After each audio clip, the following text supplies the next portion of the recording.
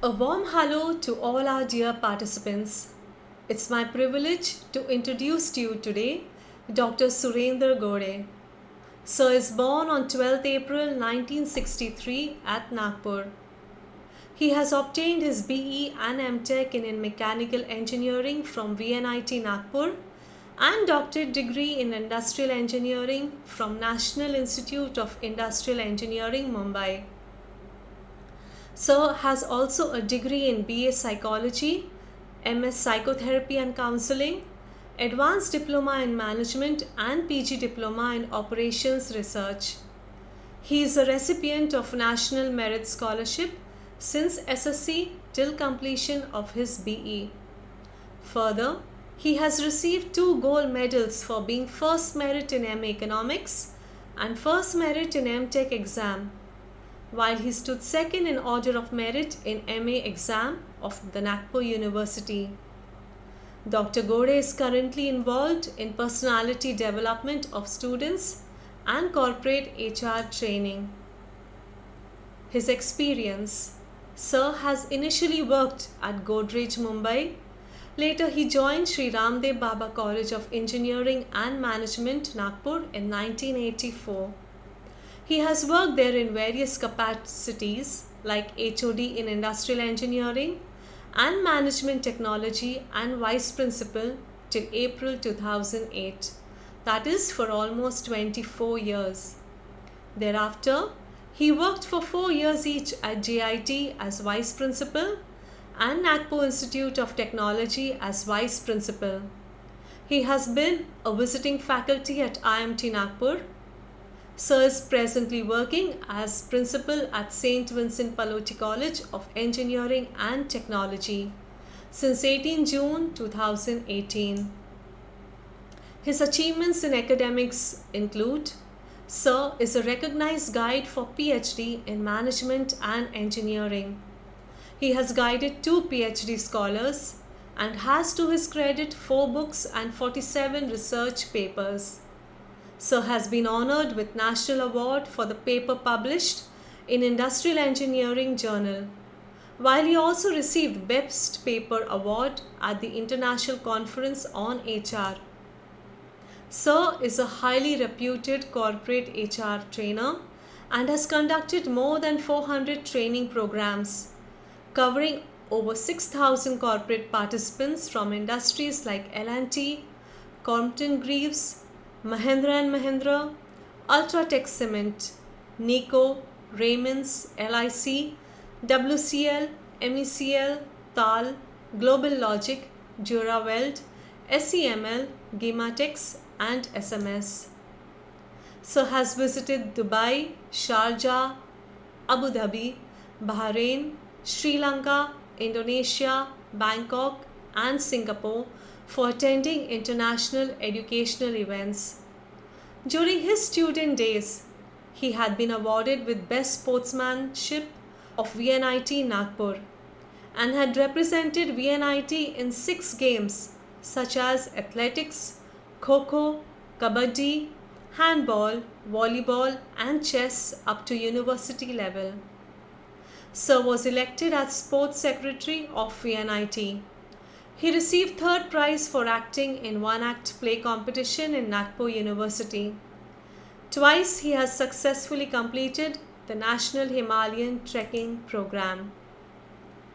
Dr. Gore has been conducting workshops on aptitude development since the last 20 years. It's popularly known as WAD.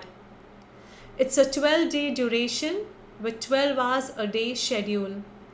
WAD contributes in the overall personality development of students. More than 50 such programs have been conducted in the last 20 years, covering over 8,000 students of engineering and polytechnics, coming from all over the country. I wish you all a happy learning with Sir. Thank you. Welcome all of you, the dear students, parents, relatives and all stakeholders toward the career of an individual. Now, we are going to dwell upon certain points which are very significant in career planning. Career planning has very many issues and parameters involved in it, and we are going to see all the parameters one by one and its repercussion also. Basic considerations in career planning, it involves two significant things, that is liking or attitude and capability and aptitude. Look here, now how the career is planned. We find that individual, what he likes, what he wishes to do is very important, because when he is professing that career for a long, he should be happy. And if he is forced to do something against his will, definitely he will not be happy. In order that he should be happy, normally a person should choose a job where he enjoys doing the work content of that particular job. Another consideration comes in, is he able to do that job?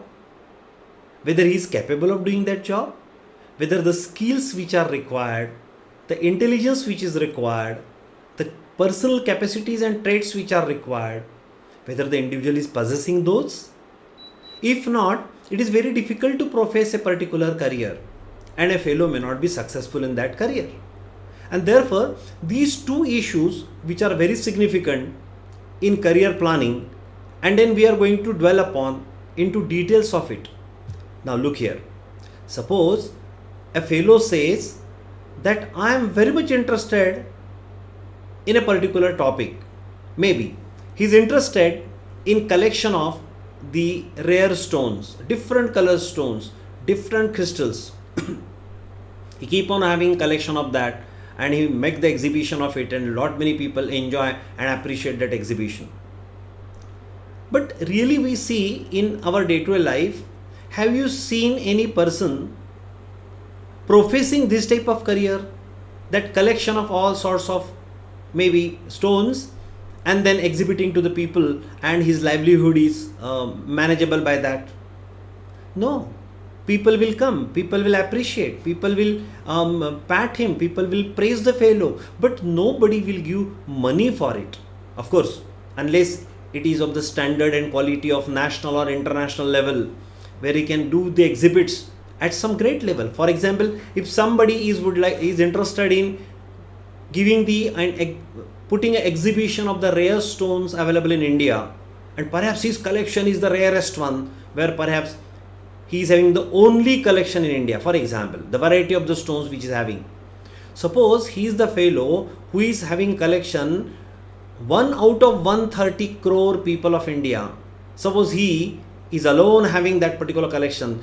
Because of rareness of that particular collection, he may have some sort of footfall, and perhaps he can charge them, he can put a ticket, and he can generate a livelihood out of it. But then that has to be that rare, in the sense everybody in every lane would like to go for collection of stone and proceed with the exhibition. People won't mind him pursuing that sort of hobby, but people will not consider it as a career. And therefore, every liking may not get converted into career.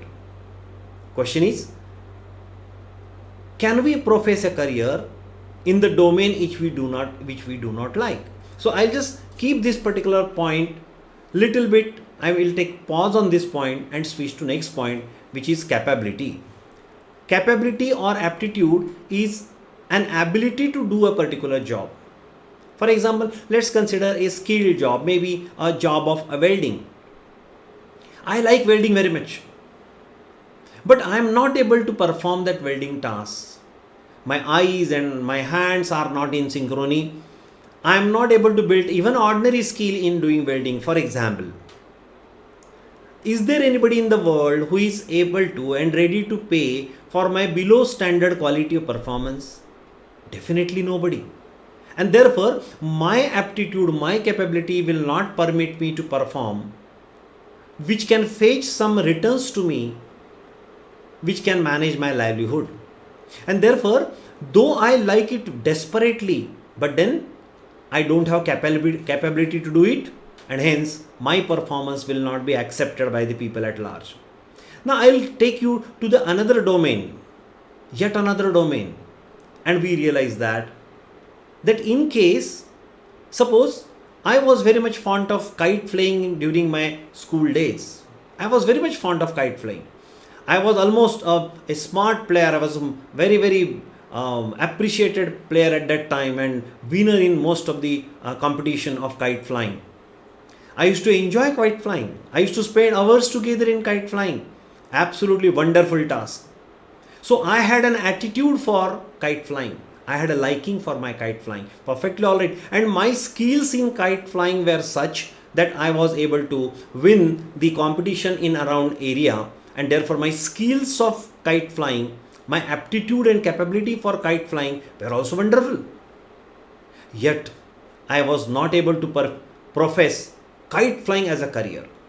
Because look here, people can see, appreciate, praise your skills, but it is not useful to them. And therefore, they may not be ready to pay for it. And unless they pay for it, you can't make it as a career. And therefore, we have to generate something which is useful to the society at large. Therefore, I had given an example to you where I do not have attitude, difficult to profess. I have attitude but do not have aptitude, again difficult to profess. And the kite flying example which I had given, I have attitude as well as aptitude, but still I cannot profess because there is no taker, because environment is not needing my skills in kite flying, and therefore I can't make it as a career. I have to maintain it as my hobby. Let's see what other considerations are there. This is the third consideration I am basically trying to pinpoint about the opportunities and constraints. The opportunities and constraints, they are in the environment, and an individual must have the wisdom and maturity leading to proper decision making for exploiting this. Now what I mean to say, the opportunities and constraints, they lie in environment. Now should I divide the career planning into the considerations which can be easily demarkable into two domains? One which is pertaining to the person, other which is pertaining to environment. The strength and weaknesses, the aptitude and attitude, the likes and dislikes, the capabilities and other thing, they all belong to individual. But in spite of having all attitude and aptitude, if there is no taker in the environment, naturally a career cannot be made out of it. And therefore, do we have opportunity outside in the environment? In a nutshell, do we have scope for our work? If there is a scope for our work, naturally somebody will be ready to pay for it. The moment we get payment, our livelihood can continue. Now, when issues are there, three significant points are there in career planning. One is attitude of an individual, two is aptitude of individual, three which is scope in the environment. Out of the scope belongs to environment, attitude, aptitude belongs to individual. Can we change environment? No, we cannot change environment. However, we can understand the environment, appreciate the environment, evaluate the environment, try to analyze the suitability of an individual with respect to environment. And therefore, as we cannot change environment, we have to change ourselves. Our attitude and aptitude are required to be changed so that they can suit the environment. Now, once we know this framework, question is, are we able to understand these three things, attitude, aptitude and scope? In order to understand scope, we must do environment analysis. What are the upcoming trends? What are the sunrise technologies? What are the cutting edge technologies available? Let's look into the developed world. What are the trends over there? They are going to come in developing world later on. So we can foresee the future and the requirement of the world at large, and we can analyze and appreciate the scope. That's called as do the environment analysis and analyze and understand the scope. What to do? Just my request to all the students and parents, what we can do, we can always spend time, the students can spend time, at least 15 minutes in reading daily newspaper. Read an English newspaper, so it will also allow and help you in improving your English as well as vocabulary. And read the English newspaper also try to understand and try to analyze and witness the debates. Most of the TV news channels are having debates on different topics every day. Not that all views are very valid, not that all views we agree to. The thing is that we can get different perspective of different persons on various issues. In that, also try to witness the critical analysis of financial budget of a country, because financial budget of the country gives direction of the growth of the country, and the direction of the growth of the country can basically tell us what is going to be the scope of various things in the subsequent thing. Like government is going ahead with a huge subsidy for housing and construction. Perhaps there could be more opportunities in future for civil engineers. Based on government is going to spend more on infrastructure, then some different opportunities will be there for civil engineers. Government is going for digitalization. We are going for digital India, means what? Lot of scope will be there for IT engineers and computer engineers and electronics engineers, electronics and telecommunication engineers. This we can find out by the outlays of the budget, as well as various critical analysis of the annual budget done by various experts. Therein we can understand where the India is going to go ahead, where the growth is likely to be there. Read the newspaper, watch the debates on TV news channels, witness lectures of analysis of debates by very many people on budget. And then we realize that we can get some glimpse or idea about what is likely to be scope in the future. This is all I am trying to tell you for environment analysis. It's a very continuous process and very dynamic. What might have scope today may not have scope tomorrow, and the things can totally change. And we realize that environment analysis is to be done by individual in conjunction with the relatives and your parents, and also in conjunction with your faculty of the college, as well as expert around you, and also the experts in media. Typically, again, you can listen everything, but develop your own opinion and perception about it, because you are going to be with you for longer time along with your opinion and perception. And therefore, do the environment analysis very carefully. What are the upcoming trends? Which branches are going to have more scope in near future? Then for attitude and aptitude, we need to do self-analysis. Environment analysis for scope, individual analysis or self-analysis for understanding attitude, understanding aptitude. What I am able to do, what are my capabilities, what are the skill set I am having, my aptitude, and then I need to build on my skill sets. What I do not know, I start knowing it.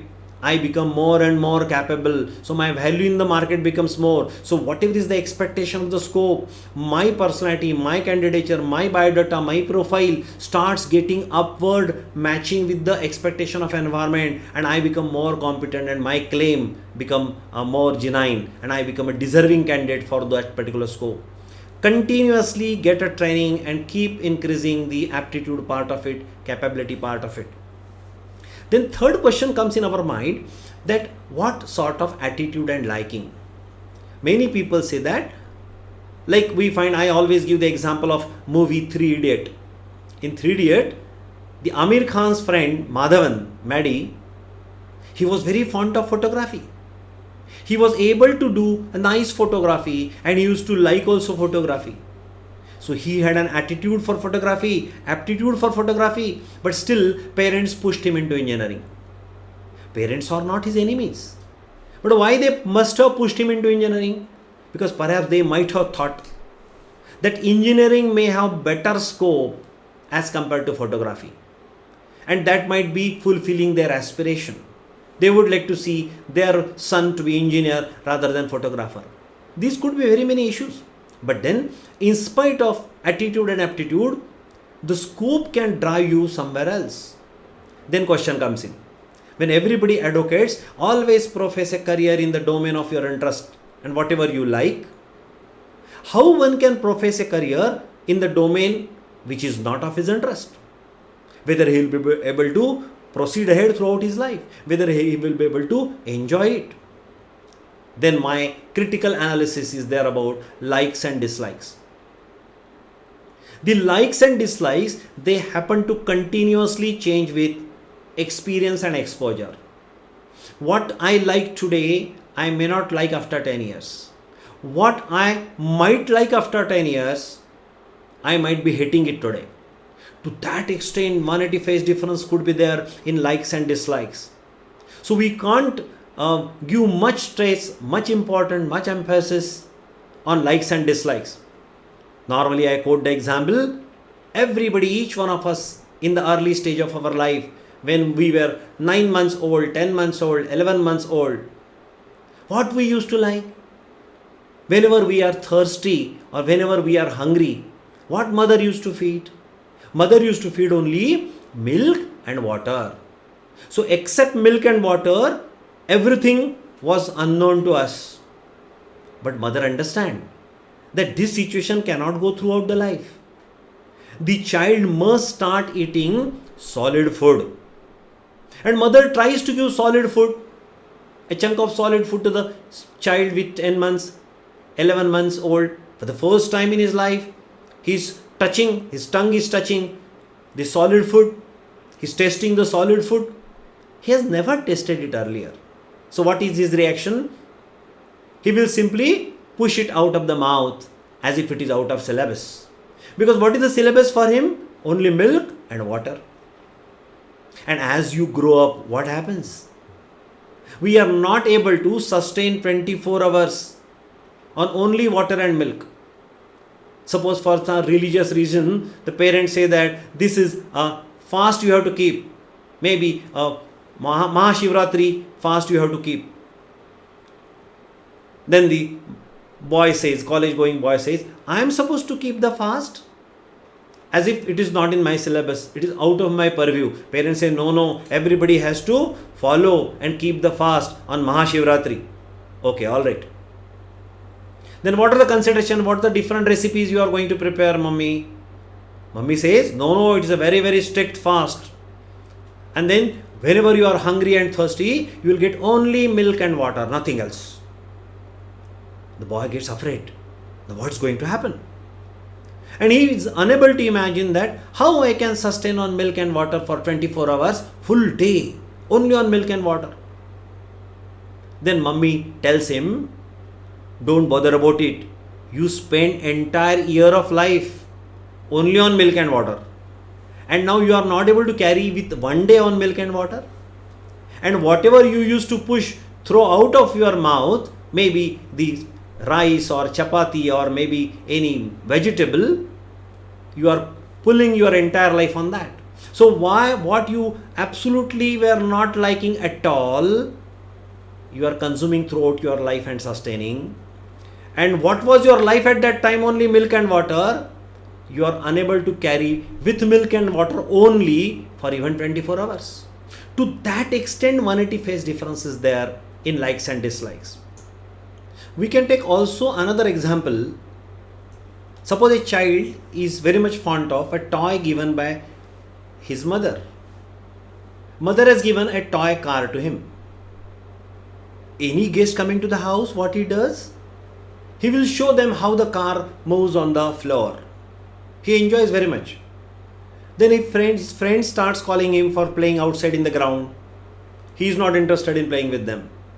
Because the car is new and he is totally engulfed into the playing the car alone.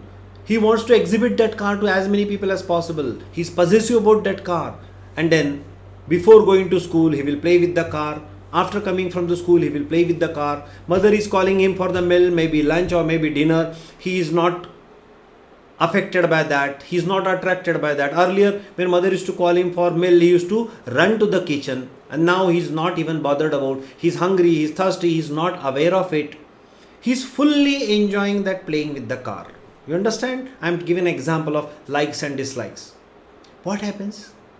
After playing with the car for 1 day, 2 day, 3 day, 4 day, it happens that after 6-7 days, he starts getting bored with that car. And he tells mommy, I want another toy. Then mummy say, what happened? Last week only we purchased a toy car for you. He say, wonderful. Show me. Bring the car to me. Mummy takes the car in the hand and then coils the key for it, spring key for it, and put on the ground and the car moves. Mummy tells the child, car is playing very well, is moving very well. What's wrong with it? Go ahead with it. Then the child realizes, unless I destroy this particular toy, I may not get a new toy. So what happens? He will hold the car in hand and throw on the wall, throw on the ceiling, throw on the floor, and see to it that it gets totally spoiled by the evening. So mummy will see that car and perhaps he will be getting new car. This is an example which is witnessed by in almost all alternate homes. The point which I want to make is different.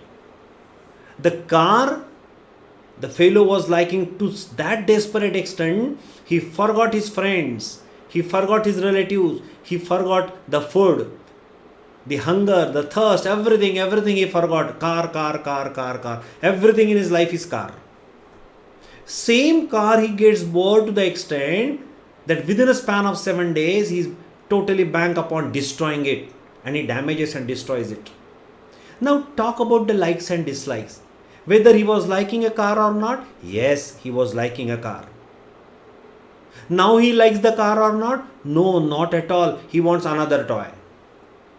That means the like for the car is totally changed within a span of 7 days. Because likes and dislikes, they happen to continuously change with the experience and exposure. And therefore, our like today, I like particular thing today and I pick up that particular career. After professing that career for 1 or 2 or 3 or 5 years, I may start developing a nausea for that type of career. I may get bored with that career. I may be mesmerized by something adjacent to it, something different than it. But as we can throw the old car and toy and bring the new toy car, the life is not that simple. We cannot abandon a career which is professed for 5, 6 years, 7 years and then switch to another career. Neither we are competent to switch to another career, nor there are opportunities outside. So what to do? The addressing to this particular question of likes and dislikes. An individual is interested in professing career in the domain he likes. He picks up a career and his likes start changing to different thing. He cannot switch the career to that extent. So resultantly he professes a career which in past he was liking, but now he is not liking. So what to do? So Lord Sri Krishna has given a distinguished classification of the karma. There are 2 types of karma available in the world. One, the karma which individual likes, he would like to do it, he enjoys doing it and he wishes to do it. The karma which is liked by an individual, a karma which is prior to individual, Krishna narrates it as prayers. And another type of karma, whether individual likes it or not, that is not the consideration, but a karma which is good for an individual, which is good for a society, which may benefit an individual, which may benefit society at large. And therefore, the karma is shreya for individual and shreya for society at large. And Krishna narrated this as shreyas. A thing which individual likes, prayas. A thing is of interest to the society at large and where the society feels that the individual should profess that, is a shreyas. It benefits both of them.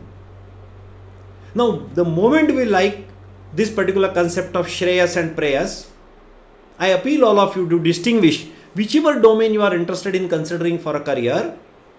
Just check whether it is only in the domain of prayas or it is in the domain of shreyas. If it is in the domain of shreyas, you may or may not like it, doesn't matter. But because it is in the benefit of individual and because it is in the benefit of society at large, if you continue to profess it, perhaps you can have your livelihood and you can generate a career out of it. What I pursue as a career, I may or may not like. What I may like, I may not be able to generate a career out of it. And therefore, we realize that always profess a career in the domain of Shreyas, which will benefit society at large and world at large, and will satisfy the world at large. So world will shower money on you. Take that money. Monday to Friday, profess a career in Shreyas. Make the world happy. World will shower money on you. Take the money and spend that money on Saturday, Sunday on prayers. So earn the livelihood through Shreyas. Enjoy the life through spending the money in prayers. When you spend the money, you can enjoy the prayers. You may not be able to get the money out of doing prayers. Now, if this framework is very clear to all of us, we'll switch ahead to the next consideration in the career. Let's try to do the critical analysis of various considerations in the career. Number one, there is a concept of unconstrained optimization. Number two, self-analysis, know thyself. Number three, communication skills. Number four, logical thinking, depth of thought. And number five, competition. Let's try to understand and analyze these things one by one. In our childhood, the primary school teacher used to ask us, our parents are not giving 5 rupees, 10 rupees to purchase chocolate when we are interested in purchasing chocolate. That means our capabilities, our credentials, what we are able to do is not even worth 5 rupees or 10 rupees. And the school teacher tells us, if you get a lottery of 1 crore, just imagine. Why we are asked to write essays on the topics like this? If you become Prime Minister of India, if you become Mayor of your city, if you get a lottery of 1 crore, why? This is stretching your imagination and trying to make you think, in case these constraints of money and other things are relieved, if you are given total freedom, do you have any agenda to operate in that freedom? Can you imagine if all constraints are removed out of you, nobody is compelling you, nobody is binding you, nobody is tightening you. If you are free, do you have an objective or agenda in your interest and in the interest of the world?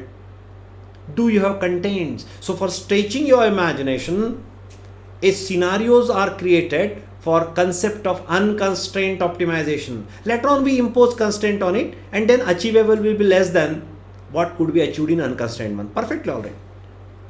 Then we try to do our own analysis. What are my capabilities?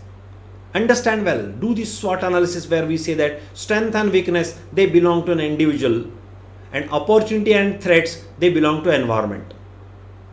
So SWOT analysis, SWOT, when people talk about, I am coming to strength and weaknesses for self-analysis. Opportunity and threats are available in environment. So we have already discussed environment analysis.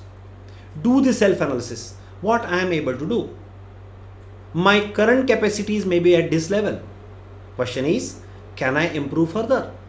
Can I acquire some new skills which are of the interest of the society, which will match the scope part of it, which will qualify me to go and apply for the domain where the scope is there, and I can compete with others and I can get those jobs. So do the self-analysis. Then third point which I am telling, in all sorts of career, what is important is communication skill. Your written communication, your oral communication, your communication on telephone, very significant. Very significant, because unless you are able to nicely communicate with others, people fail to pursue to understand you. And unless they understand you, your utility to the world at large will not be proved, and you will find difficulty in getting livelihood. So excellent communication skill you have to build. When you think of career planning, start building the communication skill. Now you can always talk meaningfully to other people if you are able to understand them. When you can understand others, when you are able to understand yourself. So understanding self, understanding others, motivating self, motivating others are essential part of success in life. are essential part of the soft skills, are essential part of the interpersonal skills. Pursuing any type of career, if you build good level of interpersonal skills, social skills, soft skills, it's easy to pursue the career and get successful. My today's webinar will discuss two things. One, which is how to get into a good career. Second, once you are landed in a particular job or career, how to remain successful in that career and how to achieve higher and higher heights. Now, to get into the career, perhaps if you acquire certain minimum skills which are required by the employer, you can get into the job. But to become successful into the job, you must have interpersonal skill, social skill. You should be able to communicate. You must have communication skill, convincing skill, influencing skill, mesmerizing skill, coordinating skill, cooperating skill, leading skill, understanding self, understanding other, motivating self, motivating others, and listening skill. You must be able to have empathy with the other people, stepping into the other shoes. All this is to be learned during your student age. It's not joining or taking admission into one of the course and getting that particular degree will qualify and make you competent to get a job. You must become more and more competent as compared to your contemporaries. So there are two hemispheres of the brain. One is left hemisphere, which is basically about the logical thinking, depth of thought. Right hemisphere about communication, emotion, sentiment, expression, creativity. You must build in the both domain. IQ, the intelligence quotient which we talk about, is in the left hemisphere domain. And EQ, the emotional quotient which we talk about, is a function of right hemisphere of the brain. In both IQ and EQ, you must develop. You'll find during the employment how the companies go ahead for the placement complete procedure. They take an aptitude test. So they check your IQ, they check your thinking ability during a passage of 3 years or 4 years of graduation, maybe in one branch or the other branch, whether your intelligence, your IQ is increased or not, your thinking capability is increased or not, they check it. And then followed by they put you for a group discussion, they put you for personal interview where subjective domain of interpersonal skills are considered.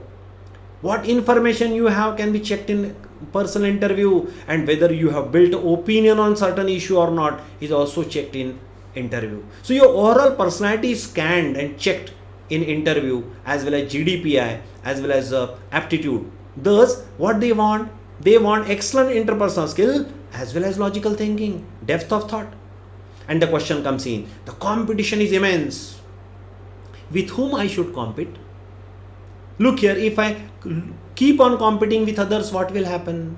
I may or may not be able to achieve the success. And if I am not able to achieve the success, I will get frustrated. And anyway, if I start competing with others, will I be able to compete? Let's take an example of a person coming from a taluka place, maybe say Savner from Nagpur, throughout topper up to 12th, first in the class. He comes to Nagpur and he realizes that in a class of 60, he is not in top 50. Is it his fault? No. Now he is in the city surrounded by more competent, more compatible, more powerful people. 50 people are having caliber above him. They are stronger than him. Is it his fault? When he comes to city for studying, he studies more number of hours. He puts more effort. Still he is not in top 50. Why? Because around him there are people, those are stronger and more capable than him. What he can do? He may have to get frustrated. Look here, when we compete with others, why we compete with others? Because this is the relative competition, the relative world. Suppose there is a one post and 10 people are applying for the job. You have to compete with others. Unless you are a topper in the 10, you will not get job. Therefore, for survival, for existence, we must compete with others. But then, when there is a question of excellence comes in picture, we must compete with ourselves. Our present must be better than our past, and our future must be better than our present. If we continuously compete with others, in Japanese word, it is called as Kaizen. Continuous improvement is only possible by competing with ourselves. So competition is having two connotations. One for existence For existence, for getting the job, compete with others. For performing and generating excellence in the job once you are into the job, then for getting excellence into the job, you must improve the quality of your performance continuously by competing your past performance by the present performance and excelling in the future performance with respect to the present. And this is the process. Let's see the other issues. Very significant thing in life is sharing the success. If you share the success with others, will realize then the positive thinking, optimism. Start a day with a positive note. There is no substitute for hard work. Develop strength of conviction and concept of self-actualization. Look here, we'll see one by one all the points. Sharing of success. If you get a great success by in 12th examination, competitive examinations are there now. Suppose you score a very high score in JEE examination. Naturally, you must distribute sweets to all the well-wisher in order to keep them well-wisher. If you forget this particular thing, the sharing of success, if you fail to do this, the other people, if those who are your well-wisher, they may turn and they may become your critic. They may say, we know how he got the success, and they will start blaming you.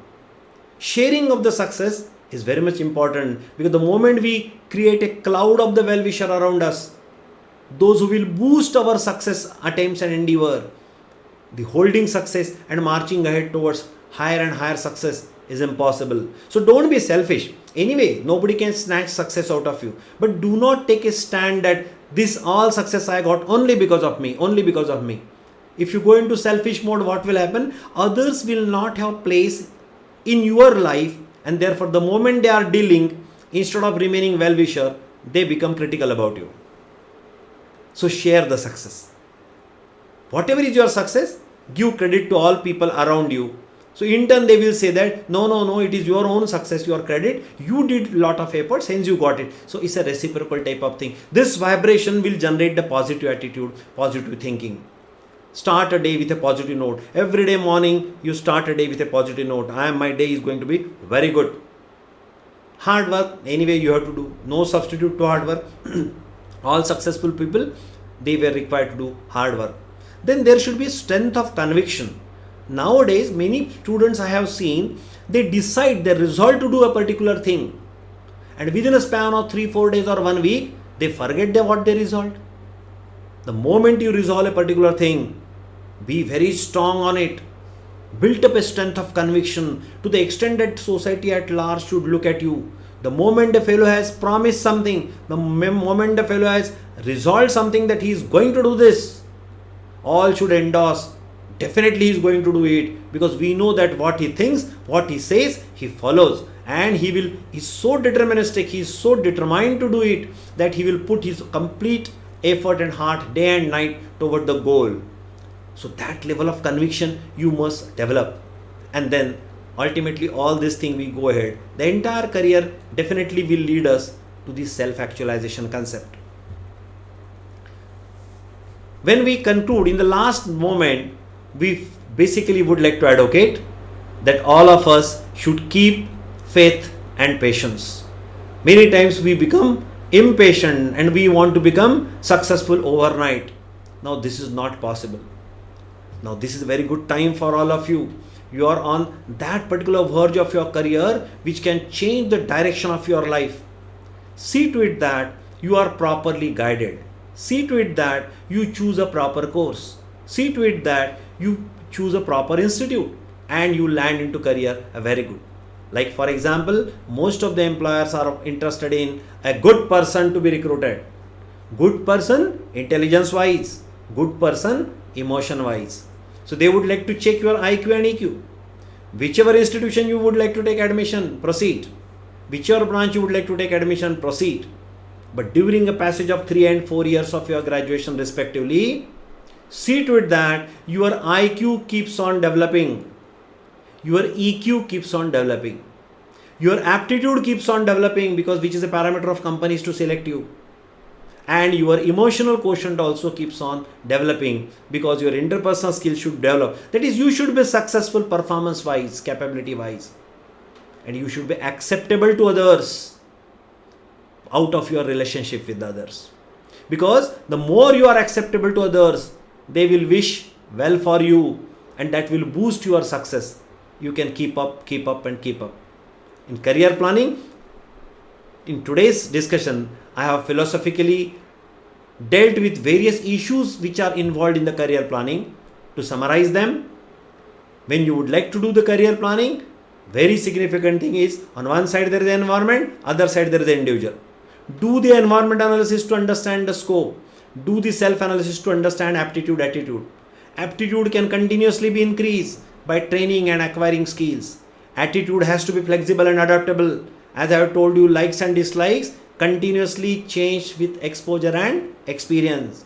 Remember the concept of prayas and shreyas. Shreyas is the thing one must practice and do in life. Prayas give joys to him only. Shreyas give joy to everybody. And whatever is there in the interest of everybody, society at large, definitely is worth doing. So practice a career in Shreyas. Get the money, spend the money in order to get something Shreyas, prayas. So in Shreyas, get the money, spend the money in prayas could be a better resolution, better solution. For detailing further, sit with your parents, have a talk, group discussion within the family members, because they have seen you since your childhood. So what you are good at, what you are not good at, what you like, what you don't like, they must be knowing you better than any other counselor outside. And therefore, in a family you resolve what could be good for you. For environment analysis, definitely you can take the help of experts around. I wish all the best to all of you. Thank you all. Thanks.